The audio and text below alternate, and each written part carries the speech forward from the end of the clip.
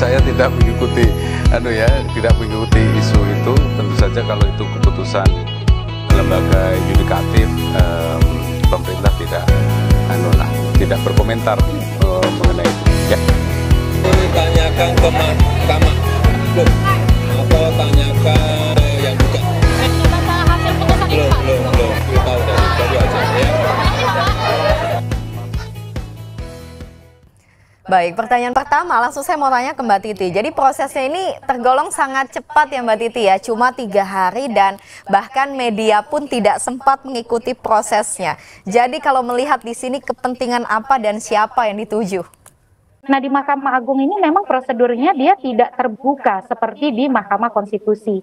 Sementara proses yang tidak terbuka itu tentu saja menimbulkan keterbatasan atau ketiadaan akses bagi kita, pihak-pihak yang juga berkepentingan terhadap pengujian norma. Nah, ini adalah pengujian norma, dia abstrak, bukan adversarial atau perselisihan antar orang. Karena dia pengujian norma, mestinya kepentingannya itu mewadahi kepentingan semua kelompok, semua pemangku kepentingan.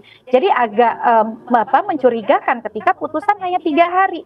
Sementara dampak dari substansi yang diujikan ini bukan hanya terhadap yang memohon. Belum tentu yang memohon juga akan mengusung calon yang punya dampak yang akan terdampak dari putusan ini. Jadi itu dari sisi prosedur memang problematik ya pengujian peraturan di Mahkamah Agung karena dia tidak menawarkan proses yang terbuka, transparan dan akuntabel. Nah, yang kedua saya ingin menyoroti dari sisi substansi. Ini biar sekalian. Dari sisi substansi kalau kita ingin tahu bagaimana kualitas suatu putusan, maka kita bisa membaca pertimbangan hukumnya. Pertimbangan hukum itu memuat ratio decidendi. Ratio decidendi itu apa? Argumentasi hukum, alasan hukum, pertimbangan hukum, dan juga penalaran hukum dari hakim di dalam memutus. Nah, kalau kita baca pertimbangan hukum putusan 23 tahun 2024 ini, dia tidak menguji peraturan KPU terhadap Undang-Undang Pilkada, Undang-Undang 10 2016. Jadi peraturan KPU yang diuji itu kan pasal 4 ya, huruf D, Peraturan KPU nomor 9 tahun 2020 yang menyatakan bahwa usia calon gubernur atau wakil gubernur itu minimal 30 tahun, bupati, wali kota dan wakilnya minimal 25 tahun pada saat ditetapkan sebagai pasangan calon oleh KPU.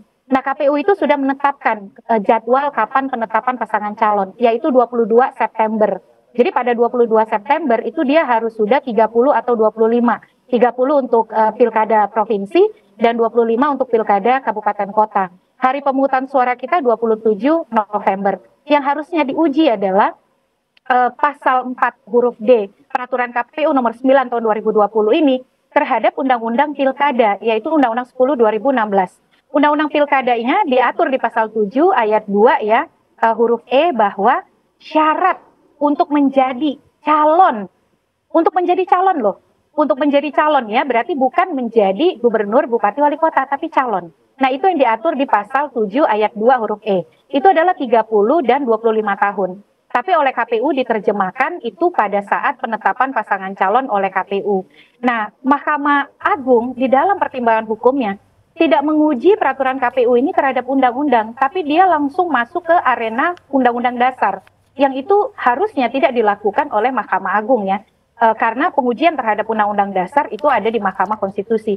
Dia langsung menarik pada argumentasi pasal 6 ayat 2 Undang-Undang Dasar, termasuk juga bicara misalnya soal original intent bahwa yang dikehendaki itu adalah kepemimpinan muda. Nah, tapi kan kepemimpinan mudanya argumentasinya tidak jelas begitu. Nah, di sini saya ingin mengatakan bahwa dari sisi substansi ada masalah di dalam putusan Mahkamah Agung nomor 23 tahun 2024 ini.